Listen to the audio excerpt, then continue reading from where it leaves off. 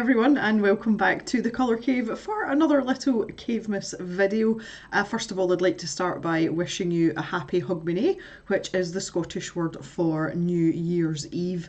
So as it is the very last day of 2024, I always think this is a really good opportunity to kind of sit and self-reflect a little bit and remind ourselves of all the good things that we've done and the stuff that we've achieved, and just take a look at how we want to move forward, both individually and with our artwork as well. So I thought I would start off with some fun facts for you from the cave. In this last year, I felt it's been quite a quiet year for the cave. I don't feel as if I've done an awful lot, and that was my plan. Obviously this time last year I was in a very different place to where I am now. I'd had 3 bereavements, and the last one was my oldest friend who unfortunately took his own life, and then Mr. Jem got really sick and I was really worried. So I'm in a substantially happier place this year, and the plan for this year was to kind of scale back a little bit with the cave and focus a bit more on family, friends, and looking after myself as well, which is exactly what we've been doing, which is good. We'll talk a bit more about that in a minute. Despite that, we've still managed over 2024, 30 videos, 21 live streams. I didn't even think it was that many, and we've also had over 112,000 views on the channel in the past 12 months as well, which is absolutely fab, and I'm really happy with that. And I'm glad that people are still coming back and enjoying the content that I've been putting out, although it has been a little bit scaled back.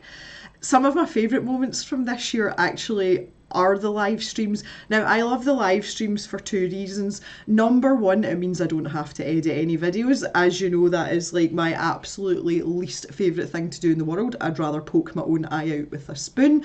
I find it very tedious, and honestly, I'm not that good at it. I don't have a lot of patience for it. And doing the live streams has taken that part away. But I've also really enjoyed how sometimes in the live streams it doesn't necessarily go the direction I think it's going to go in. I enjoy the participation from the community and allowing you to have the choices and, like, make the decisions. And, we've come up with some really fun stuff, and we've had a very good laugh doing it along the way. So I've very much enjoyed that slightly more social aspect of the cave this year, and I have never laughed so much as I do in these live streams, especially when we all get a bit silly. And about 99% of the time it does get a bit silly, and it's just, that's made my year. And to begin with, the streams, I used to be quite nervous before they started, and I kind of almost didn't look forward to it. And over the course of this last year, that's changed, and I now almost look at it as a bit of downtime, as a bit of time to chill out. It's still quite psychologically draining doing a stream, and I've talked a wee bit about this in the streams, and I'm very tired afterwards, but it's a good tired. So that's definitely been a highlight of 2024 for me. In terms of videos, there's 2 that really stand out for me that I enjoyed filming, and I enjoyed the process of. And the first one was doing the title page in my Sea White watercolour book. It was a little gouache scene for the very first page, and it's the only thing that I've really completed in gouache that when I flip through, I look at it and go, I really like that. That's definitely up there on the highlight reel for videos. The other one was exploring the black watercolour paper, and that's just because it was really good fun, and it was something that I've never touched upon before, despite being quite comfortable with watercolour, although I still don't think I'm very good at it. That was a very enjoyable learning experience for me, which, as you go along through your art journey, those experiences become less frequent. So that was just a really nice thing, and I really enjoyed it. I'm going to link both of those videos in the description, and I'll pop them on the end card as well. So if you haven't seen them, they're worth a watch, definitely. And I think you can tell in the videos that I was really enjoying myself too. So in terms of things that I feel like are achievements this year, the first thing, which was actually, it was technically 2023, but it came to fruition early this year, and that was the paint collaboration that I did with Julia Kay, and we made Nat, which is this lovely deep indigo blue that's got a very subtle sparkle through it. that was such a rewarding experience for me, and to have fun with someone who's not only a business colleague but a friend, and to see a physical product and to use it and be able to go, oh, that's pretty, and it's my pretty, that was definitely very, very satisfying. And the fact that people bought the paint as well, I'm like, oh yay. I think that's probably top of my achievement list for the year. The other thing that doesn't really sound like an achievement, but I'm taking it as a win, is the survival of the stash shop. The way that the economy has been and the difficulty in getting especially good used art supplies to put into the stash shop, the shop has been running well. And being in the UK, Brexit really impacted any sort of business outside of the UK, and I get very few international orders now. They do still come through in sort of fits and starts, but before that I had a lot of stuff going to Europe, a lot of stuff going to America and Canada, and that is down to very little now.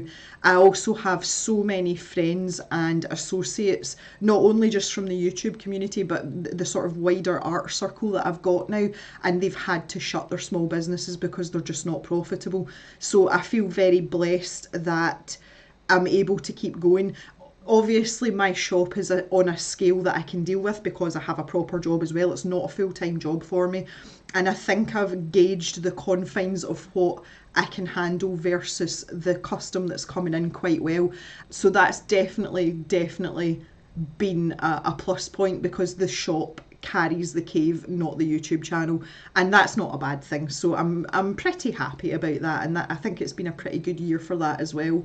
The final thing that's been a really big achievement for me, and it's just happened recently, was I was commissioned to do a Christmas card for my local village. So it was to be sold in the post office, and I've never had a commission that's gone out as a commercial product for someone else. It's always just been me selling it, you know, in the stash shop, or doing a painting, or, you know, a pet portrait or whatever for someone. And it was quite an undertaking, and we sold 3 times the number of Christmas cards that was projected originally. That was really nice. I've mentioned this a couple of times, and I'm sure for those of you that do sell your artwork, you'll feel the same way. When someone buys something from you and it's something that you've created, there's this extra sense of satisfaction that comes with that. Number one, because it makes you feel validated as an artist. I get quite a lot of imposter syndrome, and you know, I don't really think of myself as a painter, and I definitely don't think of myself as an artist. I'm just a person that likes to play with art stuff, and if something good comes out of it, well then great. So that, you know, there's quite a lot of validation in there when something like that occurs. But also it gives me confidence that I can paint. The image was a line and wash, it was a watercolour.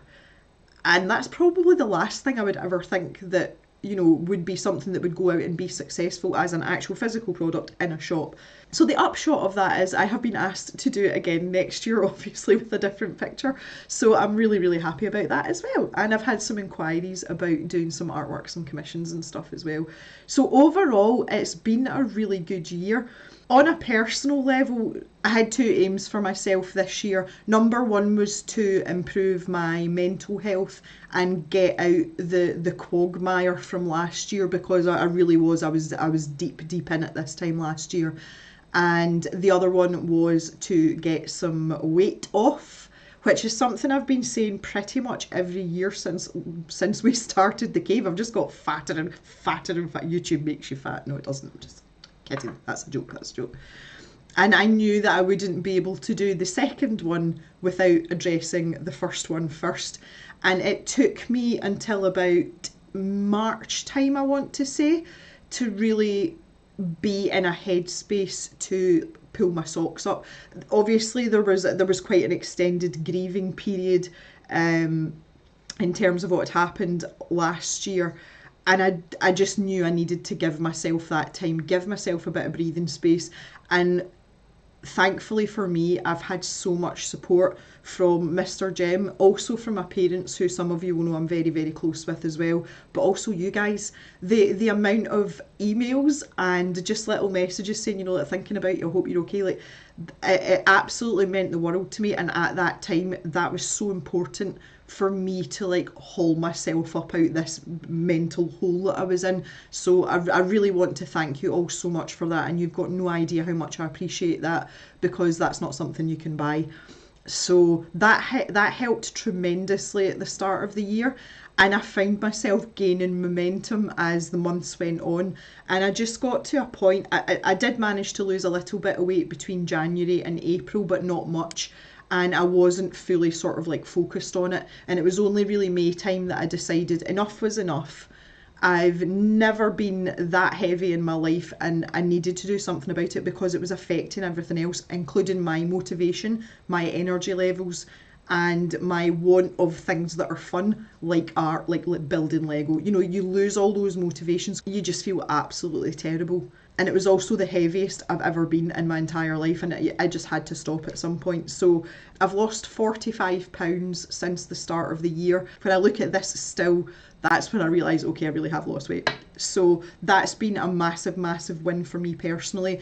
And it's so beneficial because that success and the feeling better, that spiders out into every other aspect of my life, including doing stuff for the cave, because I'm so much more full of beans. Like I'm so much more back to my normal self, and I'm so happy about that. So overall, I think this year's been very positive. The only thing that has not been positive, again, I've talked about this a little bit already, and Mama Jem is seriously unwell. She needs heart surgery, and she is going for that in January. So she's doing okay. We just have to keep her upright until her surgery, and afterwards she should be able to make a reasonably good recovery and lead a relatively normal life after that. So we're just keeping our fingers crossed for that. But being in the headspace I'm in means I'm in a much more positive mindset, and it's easier to support other people that need you when you're in a good space yourself. So overall, I am very thankful for this year, and I'm confident that I'm going to be strong enough to get through what's coming and come out the other side unscathed, and hopefully Mama Gemma will as well. So that brings me neatly on to what we want to do for 2025. I love a new year. I love a fresh start. I love the reset.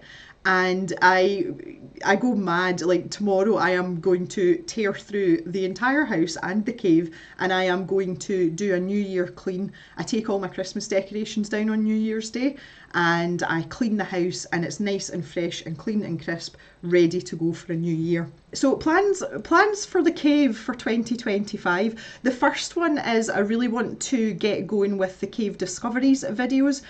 We only managed one in October and November, or was it December?